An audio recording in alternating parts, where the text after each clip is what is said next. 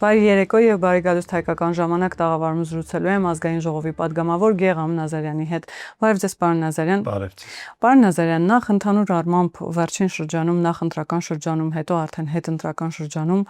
այսպես նախընտրական շրջանում շատ մեծ թե տեղեկատվական, թե առհասարակ աղմուկ էր տիրում, հիմնականում վախեր էին գեներացվում, վախերի մեծ մասը պատերազմի մասին էին, քաղաքական ընդ որում տարբեր ուժեր հենց այդ դիրքավորումն ունեին, մի մասը պնդում էր, որ 300,000 ադրբեջանցի է գալիս, մյուս մասը ասում էր, որ օրինակ Ռոբերտ Քոչարյանը, որ Ռուսաստանի Դաշնության հետ տնտեսական պատերազմ է լինելու եւ գյուղացիները սոված են մնալու։ Նման պնդումները քիչ չէին։ Իշխող ուժն էլ նաեւ հայտարարում էր, որ եթե եռագլուխ իրենց բառերով ասած կուսակցության ներկայացուցիչները գան իշխանության, լինելու է պատերազմ։ Հիմա հետընտրական շրջանում տեսնում ենք, որ որոշակի ինչ որ իմաստով փոխաբերական խաղաղություն է արդեն, բայց ամենատարբեր թեզեր շարունակում են շրջանառվել, օրինակ նույն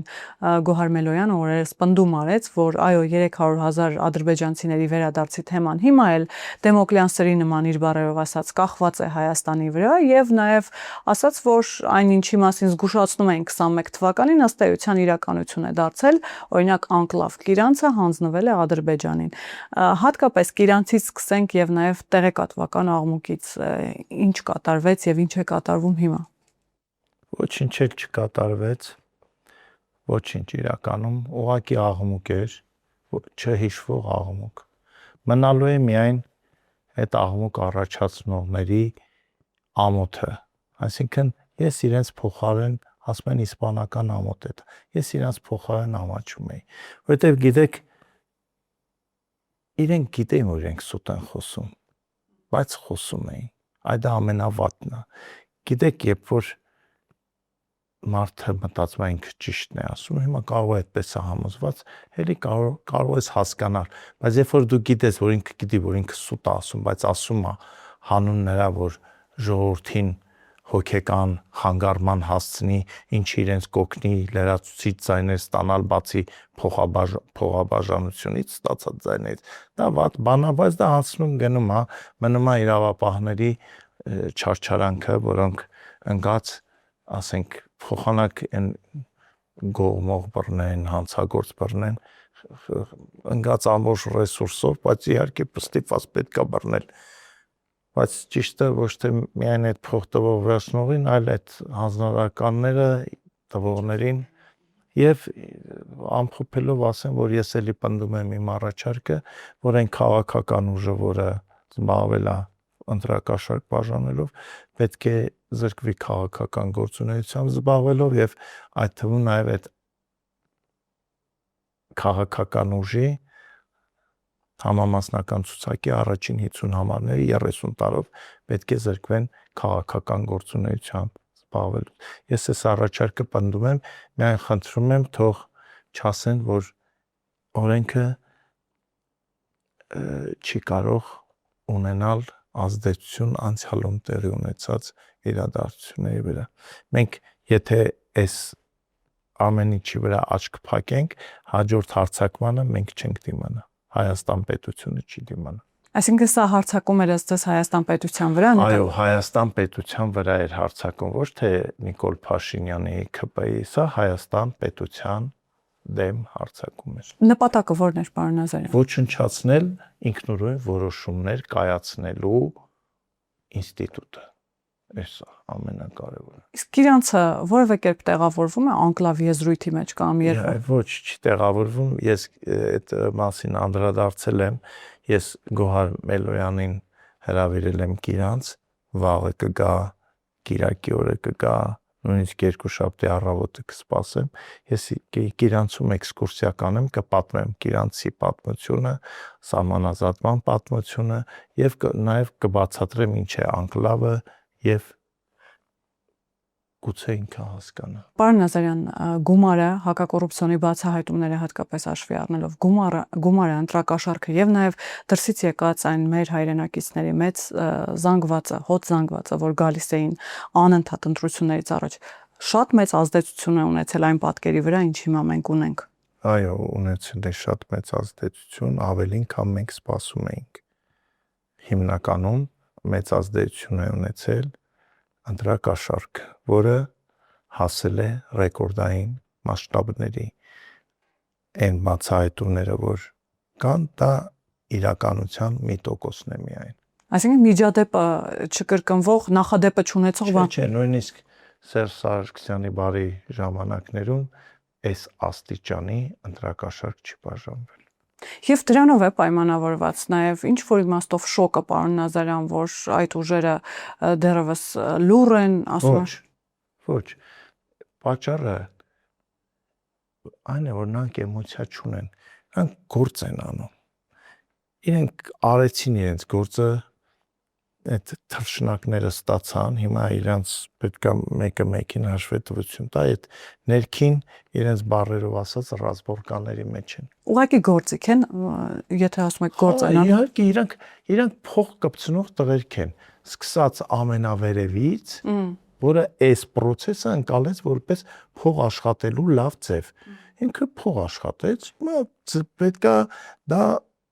մարսի։ Հիմա այդ մարսման process-ն է։ Իսկ երբ Սամվել Կարապետյանը օրինակ ասում էր, այս բարձր մասնակցայնությունը 1.5 միլիոնը իրենց խապկանքի մեջ է գցել, դա պիտի օգներ իրենց այնինչ օգնել է Նիկոլ Փաշինյանին, իրենք խապված են զգում, ինչ նկատի ուներ, խապված նաև միգուցե ավելի ոչ ձեզ էր այդ ասում, ոչ ինձ էր ասում։ Ում էր ասում։ Այ ասում էր այն մարդկանց, որոնց ինքը խոստումներ էր տվել ընտրակաշարքը Հայաստան բերելուց ու բաժանելուց առաջ։ Խոստումներ էր տվել այն տեսքով, որ պարտադիր հաղթելու է։ Չէ, որ այդ ես մի լավ առաջարկ անեմ, իրեն հրավիրեք կամ միտեղ Նարեկ Կարապետյանի հետ զրուցեք, ինքը մանրամասն կպատմի։ Դժվարությամբ են իհարկե նման առաջարկներ մեր կողմից ընդունում, բայց փորձենք։ Դուք անպայման կանչեք, այդ հարցերը տվեք։ Ասեք մի այսպիսի հարց։ Օրինակ, եթե ընտրակաշարքը չի ազդել ընտրությունների արդյունքի վրա, ապա ինչով կբացատրեք, որ Ռոբերտ Քոչարյանի գլխավորած ուժը ստանում է շատ ավելի քիչ ձայն, քան քաղաքականության հետ կապ չունեցող մարդկանց ստեղծած դաշինքը։ Մի հատ վերցրեք այդ ցուցակը նայեք, ինչ-որ հայտնի սիրված դեմ կա, որ ասես, այ հենց իր հմայքը, քաղաքական անցյալը գեղեցիկ ելույթն է ազդեցին մարդկանց վրա եւ նրանք գնացին, ասենք հիշում են իրենց գործ։ Առեմ վերցնենք 10-20 հոգի, ասենք այն Էդգարի զառանցանքները լսելով են գնացած այն տվեր, չէ, բարձա չէ։ Իսկ Ռոբերտ Քոչարյանը ի տարբերություն Սամվել Կարապետյանի սիրում եք նրան, չեք սիրում, կիսում եք հայացքները, չեք սիրում, ոչ թե փախել էր Հայաստանից, ինչպես Սամվել Կարապետյանն, հիմա որևէ մեկը չի ասում, ընկեր, բա որ այդ Հայաստանը այդքան սիրում էիր։ 90-ականներին, այն ամենաբարդ շրջանում, այդ ինչ թողեցիր գնացիր Հայաստանից։ Բա որ սիրում էիր, մնայիր, գնայիր Արցախ, օգնեիր, կռվեիր։ Դե բարեգործություն է արել։ Երբ 90-ականներին, չէ 90-ականներին ինքը կենսագրությունում էլ ագրած, չէ, ինքը Կալինինոյից, Տաշիրից գնացել է, չգիտեմ, Գաուր։ Եվ ասֆալտ արել ու հարստացել։ Ասածս որն է, Ռոբերտ Քոչարյանը մնացել է ռմբակոծությունների տակ, իր ընտանիքը մնացել է։ Հետո եկել է Հայաստան քաղաքական բարձր պաշտոններ զբաղեցրել, վարչապետ, նախագահ, դաշնակցությունը 100 տարուց ավելի կուսակցություն է, որը ունի որոշակի կայուն զանգված համակիրներ։ Այսինքն տրամաբանությունը, որ եթե մեկը այս գործող իշխանություններին չի սիրում եւ մի փոքր արմատական, մի փոքր էլ գոնե արմատական տեսակետներ ունի, այդ մարդը պիտի գնա քվեարկի Ռոբերտ Քոչարյանի ղեկավարած դաշինքի օգտին, բայց ոչ թե Սամվել Կարապետյանի, որը շատ ներողություն ոչ Հայաստանի մասին գիտի ինչ է Հայաստանը, ոչ ճանաչում է հայ ժողովրդին։ Ու հետո էլ որ ասում եմ, եթե ինքը այդ Հայաստանը սիրող մարդ է, ինքը Հայաստանում պիցցայանոցներ չեն բացի։ Ինձ ասում են, ընկեր, դա իրանց այդ կիսագողական բանով էլի, մի հատ չգիտեմ, չեմ էլ ճանաչում, ինձ ցույց տվեցին, նայում եմ, ինչ որ դեմքը ասում է, Վայ, գեղամ, ախր դա բիզնես է, հա, բա ճիշտ ես ասում, բա բիզնես է, բա եթե բիզնես է, գալիս եք այդ ձեր բիզնեսով փոքր բիզնեսի տեղն եք զբաղացնում ձեր 4 միլիարդ բանով, կապիտալով։ Բա իմ ասածն էլ դա է, դուք տղեկ գնացեք ձեր բիզնեսով զբաղվեք, ձեր, չգիտեմ, գործը դուք ինչ կապ ունեք Հայաստան սիրելու, Հայաստանով ապրելու, այս սիրում եք այդ երկու աղբոր տղեկից մեկը մի օր կիմանայինք, որ շուտ վտանգավոր տեղամասում հայրենիքի պաշտպանությամբ զբաղվել։ Պարզ ճշմարտություններ են։ Այս է իրականությունը։ Այսինքն նկատի ունեք, որ Ռոբերտ Քոչարյանի վարկանիշին որոշակիորեն հարվածել է Սամվել Կարապետյանը իր նյութական այդ վարկանիշում, ասենք իհարկե հարվածել է, եկան ցավոք սրտի մենք պետք է արձանագրենք, որ դեռ մեր կողքին, նույնիսկ դաժան պատերազմից, մեր տղերքի զոհողությունից հետո ապրում են մարդիկ, որոնք թքած ունեն եւ պետության, եւ ազգային արժանապատվության վրա ու իրենց բառերով ասած պատրաստ են փող կպցնեն ցանկացած եղանակով։ Այդ զայնագրություններն են, որ լսում եք։ Երևի մա չասում, դե եթե սրանք այսքան չտան կգնանք սրա մոտ, եթե ասենք բանի Ծառուկյան, Սամվել Կարապետյան այդ մրցակցությունը ստեղծեցին, իրանց գործն է, բայց մենք պիտի իմանանք, որ այդ մարդիկ ապրում են մեր կողքը։ Այդ մարդկանց փորձենք ասել, որ տղեկ պետության, ազգի, մեր նահատակների, սահմանամ ապրող մարդու խաղաղության հաշվին փող չեն բռնում։ Հարամ լինի այն փողը, որ դուք վերցրել եք։ Որևէ մեկը չի մարսելու այդ փողը, որ վերցրել է 50,000 դրամ լինի, թե 50,000 դոլար լինի։ Դա ծանրակ, դա այն մարդիկ, ես ասեմ,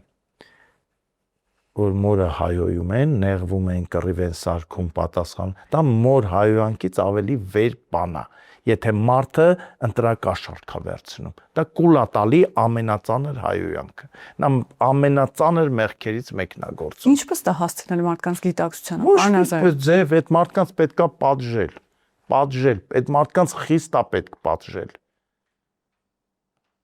Չեմ ուզում ավելի կոպիտ բառեր ասել, բայց այդ մարդը են, որ ասում է թքած երկրի վրա, թքած թե այս փողը վերցնելուց հետո ինչ աշխարհաքաղաքական փոփոխությունների հետևանքով մեր երկիրը ինչ կլինի, պատերազմ կլինի, չի կարևոր է այդ 100,000-ը տանենք, չգիտեմ, խմենք, խորոված անենք ուտենք, այդքան կեղտոտ ժողովուրդ են, այլի, գիտես մարդը, եթե փողով պատրաստ է այդ քայլին, ինքը կեղտոտ մարդ է, կեղտոտ մարդ։ Այո, մարդը պետք է շահում գնա։ Մեկը կարող է ինչ-որ քաղաքական ուժի քվեարկում, որովհետև իրան խոստացել են, որ իրանց Բաքուն ֆուտբոլի դաշտ է լինելու, դա նորմալ է։ Մյուսը կարող է գնա քվեարկելու, որովհետև իրեն խոստացել են, որ ընտրություններից հետո իրենց գյուղում 10 նոր աշխատատեղ է լինելու։ Այո, դա նորմալ է։ Այո, բայց երբ որ մարդը փող է վերցնում, ձի է վերցնում, կով է վերցնում, չգիտեմ, վերցնում է ու իր հոգին ծախում է, դա ծանրագույն բան է։ Պարոն Նազարյան, բայց կարծում եք բոլոր այդ 300,000 ընտրողները բոլորը գնացել, մոտիվացիան միայն գումարն է եղել։ Միայն գումարն է եղել, այն ով Սամվել Կարապետյանին ընտրել է, ինձ ասում են դու չափազանցնում ես, ես չեմ չափազանցնում։ Ինձ ասեք, բերեք աշխարհի ամենալավ հոգեբանին, ասեք սիրելի հոգեբան, այ գիտեք սենց բան ա եղել, հայտնվել է մի մարդ, որը քաղաքականության հետ կապ չունի, Հայաստանի հետ կապ չունի, ունի միլիարդներ, բայց ուրիշ երկրներում, ունի այլ երկրի քաղաքացիություն, գալիս է ասում է, գիտես, ես եկել եմ, որ քեզ ղեկավարեմ։ Ու հայերեն էլ չի կարողանում խոսի, ասենք, չգիտի հաղթարշավը ինչ է, հաղթարշավը ասում մի կերպ, ինքը այլ բառեր էլ չգիտի, ու ասեք, մարդը ինչի համար այդ մարդուն պիտի քվեարկի, ինչ պիտի քվեարկի էլի, ինչի։ Օրինակ, էլի Գոհար Մելոյանին պիտի ցիտեմ, պարոն Նազարյան, վերջին հարցազրույցը։ Գոհար Մելոյանի վարկային շարժում Իրանից խոսում ենք։ Ամեն դեպքում հետաքրքիր պնդում էր անում, որ Սամվել Կարապետյան վարչապետ թեզը դա բնավ պոպուլիզմ չի եղել, ասում է լրջագույն գիտատեսական, սա իր բառն է, գիտատեսական ուսումնասիրություններ կային, որ ԿՊ-ն չի հաղթելու է Սամվել Կարապետյանը, մինչև հիմա հոսքը դեպի ուժեղ Հայաստան չի դադարվում, մարդիկ անդամագրվում են։ Ես տեսել եմ, գիտեք, այդ սենց այս մեքենաները, որ այս վերջին 2 շաբաթում կտրուկ աճել են Երևանի փողոցներում, հետաքրքրվեցի, պարզվեց բոլորը շտապում են ուժեղ Հայաստանի գրասենյակներ, որ հերթագրվեն եւ դառնան այդ կուսակցության անդամ, այո։ Գոհար Մելոյանը այն մարդը չի, որ իրեն անդադ ցիտենք, ինչ որ բաներ ասենք, աղջիկա էլի հիմա ասма բախտի բերմամբ թե պատահմամբ ընկել է անդր, էլի բոլորն է տենց են իր նման, որ բերես մի 5 հատ հարց տանք, տարական աշխարհագրություն, տարական պատմություն, 0 բալով դուրս կգա այստեղից։ Պարոն Նազարյան, հետաքրքիր պնդում արեցիք, որ մարդը, որ դրսում ապրող, հայերենին չտիրապետող, Հայաստանի հետ կապ չունեցող,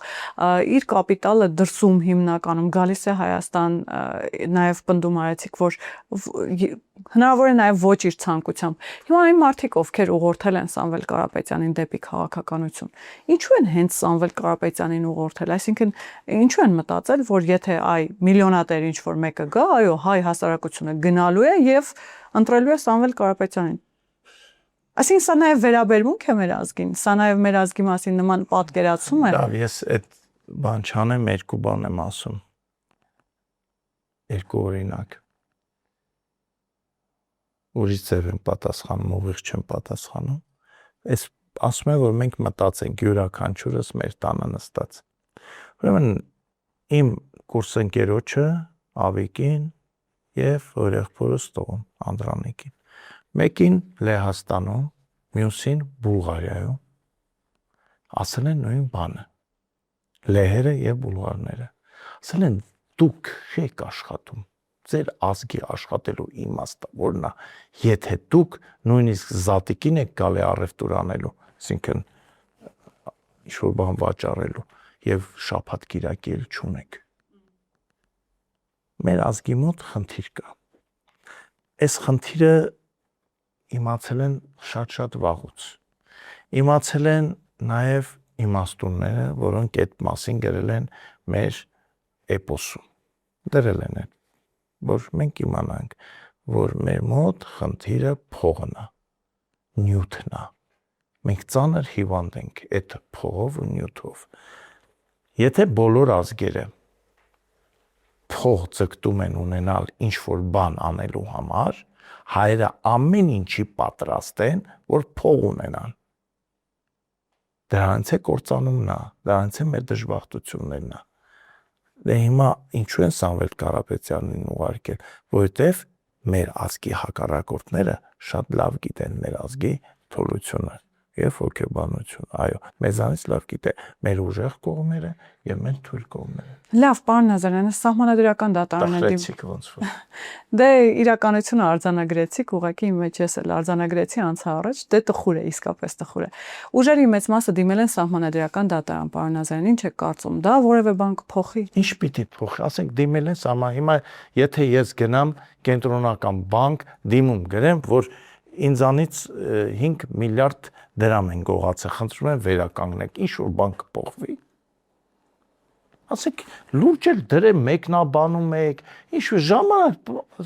ժողովուրդը զբաղվում են տղերքը։ Իրանք շատ փող ունեցող մարդիկ են, շատ։ Եթե դու մտածում ես մի 2 կոպեկ գցես տենաս ամառը գոնե կարաս գնաս Գորիսում հանգստանաս կամ գոնե Կոբուլետում կամ գոնե Եգիպտոսում, այդ մարդիկ այնքան փող ունեն, զվարճանում են, մեր հաշվին էլ զվարճանում են, այնքան դիմենք սահմանադրական դա, հետո ինչ անենք, հետո լավ, գնանք այն կիսախելագար մի մարդ կլնի, կհավատա, որ մենք հայրենասեր ենք, փորձենք, հետո ինչ անենք։ Տաշիր արենայում հանրահավաք։ Այսօր իսկական տեղն են անում, էլի, բայց իրանք կրկեսում պետք է, բայց ես իշխանություններին պնդում եմ, որ այդ մեր մանկության,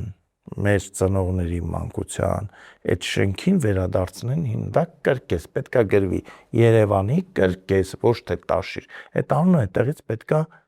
շպրտել դուրս գցել եթե ոչ իրանց բայց այդ անունը չի կարելի դա կրկեսի շենքն է ոչ թե տաշիր եսիմ ինչ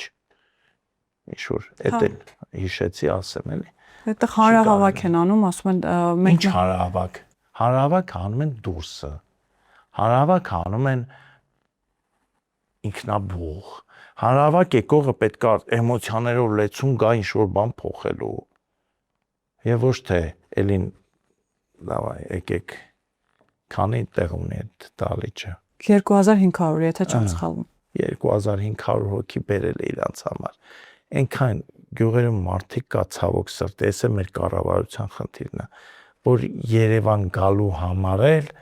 պատրաստ են գան 2 ժամը տեղ նստեն հետո մի քիչ Երևանը տենան ու հետ գնան ցավոք սրտի ունենք այդ պատկերը Պարոն Նազարյան, մեկ հարցի էլ անդրադառնանք, քանի որ կարող ենք 3 հարցի անդրադառնալ։ Նախընտրական շրջանում շատ էր խոսվում հեղափոխության մասին, այ ուժեր կային, անգամ Ռոբերտ Քոչարյանը նման բնդում արեց։ Նիկոլ Փաշինյանն էլ էր ասում եկեք անդադած եկեք հեղափոխություն ան։ Լավ էլի, այս ժողովրդին հանգիստ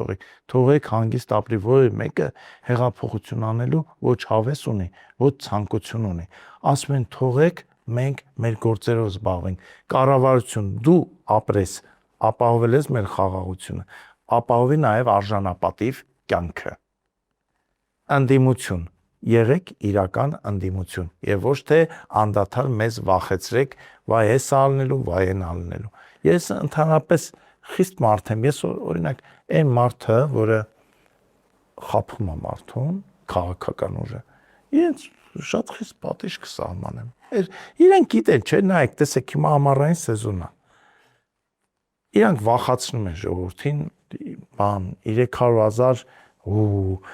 չգիտեմ ինչ, կործանում, բանը, մի ազգային ժողովի նախկին փոխնախագահ ունենք, ասում է, եթե 5 տարի էլ իրանք կառավարեն, Հայաստանը կկործանվի։ Այ ընկեր, դու մտածի, դուք ոնց կառավարեցիք երկիրը, որ հասցրիք այսօրին էլի։ Իսկական ծամոթ է, այնքան վատ է, որ բոլորին ճանաչում եմ ես։ Լուրջ եմ ասում, sense նայում եմ ու ասում եմ, արա էս ինչ ա, էս ով է, էս ինքը ախր էս մարդն է։ Էս մարդն է ինքը։ Բայց ժողովուրդը ասեմ ինչ ասում են, ես 21 նույնիսկ 22 չեմ հիշում, առաջարկել եմ կենտրոնական ընտրական հանձնաժողովին, չգիտեմ ով պիտի անը, ասեցի այդ ցուցակները մաքրեք, դրսում ապրող մարդը իրավունք չունի որոշի իմ կյանքը, իմ երեխու կյանքը, իմ թոռան կյանքը, իմ ծոռան կյանքը, ախպեր ուզում են որոշեն, թողան Հայաստանում ապրեն, ասեք ինչ է նշանակում, ես ապրում եմ, չգիտեմ, Տաջիկստանում, բայց որոշում եմ, որ դու կարմիր չպետք է ակնես, պետք է կապույտ է, այն քեզ չեղավ, արի մեր հետ ապրի, տեսել է կարմիր ակնելը կամ կապույտ ակնելը, ոնց է նոր որոշի։ Դրա համար պետք է խիստ օրենք սահմանել, շատ խիստ։ Իսկ դա պետք է լիներ ընտրություններից առաջ թե հետո։ Հիմա մենք տեսնում ենք, որ հետո մշակվում են նման հետո ո՞րն է, դա պետք է արվեր այն մի ընտրություններից 21-ից հետո պիտի արվեր։ Ես չեմ հասկանում, ասենք այդ հապաղումները ինչու է լինում, ինչպես է լինում։ Չգիտեմ։ Ասացիք իշխանությունը պիտի շարունակի ապահովել խաղաղությունը։ Կստացվի, պարոն Նազարյան, ինչ է կարծում այս խաղաղության ճանապարհը, խաղաղության կուրսը շարունակել։ Եթե հիմարություն չանենք, չբզբզանք, իհարկե, բայց եթե մատնես տանենք կողենք կրակը, այդ կրակը, որ մեզ ջերմություն է տալու, մեր ձեռը վառելու է։ Հիմա եթե ապուշանանք որպես ազգ հերթական անգամ, դե մենք ոնց որ ձգտում ենք ինչ-որ Թումանյան չենք կարդացել։ Թումանյանի մի հատ լավ ստեղծագործություն ունի։ Վերնագիրը հիմա կարող է չհիշեմ, հիմար մարդն է թե անխելք մարդ։ Անխելք մարդ։ Բայց անխելք մարդը դա հայն է։ Թումանյանը դա մանկական ստեղծագործություն չի գրել, է։ Ինքը գրել է հայ ժողովրդի մասին։ Օրինակներով, գայլով, գիտենք։ Դա կարդացեք, այդ մարդը 100 տարի առաջ գրել էր, որ մենք այդ չանենք։ Կիկոսը, ում մասին, դա հայ ժողովուրդն է։ Ծախորդ Փանոսը, դա լրիվ հայի մասին գրած ստեղծագործություններ է, բայց մենք ով ենք, մի հատ մենք հասկանանք։ Մի անգամ Նիկոլը ասեց բանը, եկեք հետաքրքրվենք, քննենք, տենանք այս ցեղասպանությունը խեղավ, ասում են ոնց դու բան ես, հանց թուրք, ադրբեջանցի, անձագործ, եսիմ ինչ, հայրենահանց։ Այսինքն, բայց մենք չքննենք, տենանք ոնց կարողացան 8 միլիոն օսմանցիները 2.5 միլիոն հային կոտորեն, քշեն, տեղահանեն, բայց չուսումնասիրեն, գոնե մեզ դա հետաքրքիր չի։ Ես ասում եք կստացվի խաղաղությունը, գիտեք հիմա մեր հարցազրույցը խաղաղ կընթանա, եթե ես էլ կամ դուք էլ ինչ-որ անառողջ բան չանենք, իհարկե կլինի, բայց եթե հիմա դուք վերցնեք ու ձեր գրիչով խփեք ինձ, ես էլ կարող բարկանամ, ասենք, չգիտեմ, ես մի կամերան խփեմ ձեզ, հետո օպերատորը արդեն կմիջամտի եւ այն իրանց սիրելի մարդը կգա, այն որ ասում են երաշխավորը։ Այ իր մասին երաշխավորը դա տերն է։ Այսինքն մեզ այն որ ասում են այդ որ հիշում եք Ծառուկյանը որ միտք էր արտահայտում, էլի Ծառուկյանը որ գիրք չի կարդացել, միտք է արտահայտում։ Սամվել Կարապետյանը դաշնակցական շատ գործիչներ հուսված լալա հարաշ տեսքերով։ Բեն բամեր երաշխավոր։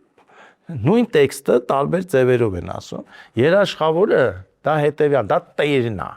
Այսինքն ասում են, այ հոյ, հայ ժողովուրդ, դու ով դարար, որ ինքնուրույն որոշում կայացնես, ինքնուրույն կարողանաս Թուրքիայի կամ Ադրբեջանի հետ պայմանով, այդ մենք պիտի ասենք, դուք երբ կռվեք, երբ հաշտվեք, կռվեք, հաշտվեք։ Բա ադրբեջանցիների հետ 70 տարի, եթե կարող ես խաղաղ ապրես, չէ՞։ Էլի կարաս ապրես։ Գնանք ցարական Ռուսաստան 1801 եւ 1828 թվականից սկսած հայրն ու ադրբեջանցիներ կամ Կովկասի թաթարները, ինչպես այն ժամանակ ռուսական բաներում գրվում էր, այդ ինչա վիճակագրությունում, մարդահամարներում իրար հետ ապրում էին։ Չէին կռվում իրար հետ։ Բացարձակ։ Բայց կայսրությանը պետք էր որ կռվեն իրար հետ։ Եվ հրահրեցին 5-7 թվականի հայ թաթարական բախումները։ Երկու ժողովուրդների իմաստուններ ասում են ժողովուրդ, այս կռիվը ինչի համար է կռվում։ Ոչ դու պետություն ունես, ոչ դու ոչ սահմանի համար է կռիվը, ոչ ինչի համար է կռվում։ Միջև տեղը հասնում, դե հեշտ է, չէ, հիմարները ավելի հեշտ են համոզում ժողովրդին, խելոքները միջև Թումանյանը միջև Սպիտակ դրոշը առած գյուղեր գնում, արդեն մի քանի մարդ սպանվում էր։ Այնպես որ եթե ուզում ես խաղաղ ապրես, պիտի ապրես խաղաղ, պիտի փակես այն մարդու բերանը, որի բերանից պատերազմի հոտ է գալի, որոնք երազում են պատերազմի ժամանակ, որտեղ իրենք պատերազմի ժամանակ փող են աշխատում, իրանց լավ են զգում, որտեղ գիտեք, ինքը սենց հաշվում է, ասում է, ես չեմ զոհվելու, ես ձևը կգտնեմ այնտեղ չհայտնվելու, իմ երեխան չի զոհվելու, կամ արտասահմանումա, կամ աղջիկա ստեղա, եթե ստեղա։ Բայց ես հրահրեմ այդ պատերազմը։ Այդ մենք մարդկանց մենք որ ասում ենք խաղաղություն եւ Ադրբեջանը եւ Հայաստանը իրենց օրենսդրությունը այնպես պետք է կարգավորեն, որ ով պատերազմաշունչ,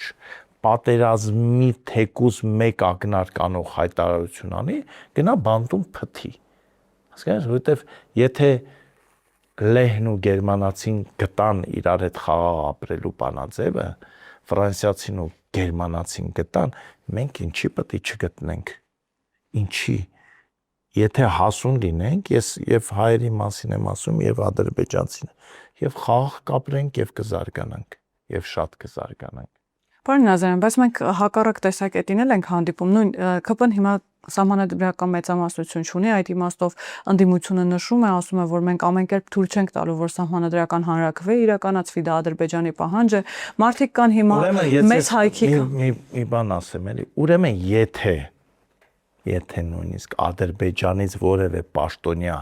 չասեր, որ ձեր սահմանադրությունը պետք է փոխվի, մենք պետք է փոխենք։ Գիտեք, ասկը պետք է հասունանա։ Դեք այն դրոշ վերցնենք, գրենք վրեն հայրենասիրական բառեր պատտվենք, սենց ինչ-որ էմոցիաներ առաջացնենք,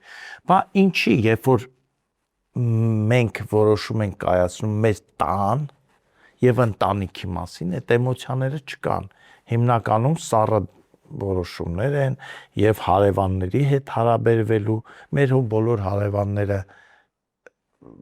իդեալական չեն։ Օրինակ իմ սիրելի հարևան Գրիգորը, որ նարդով պարտվում է, սկանդալ է սարքում։ Հիմա ես ինչ պատերազմ հայտարարեմ Գրիգոր, չէ, ես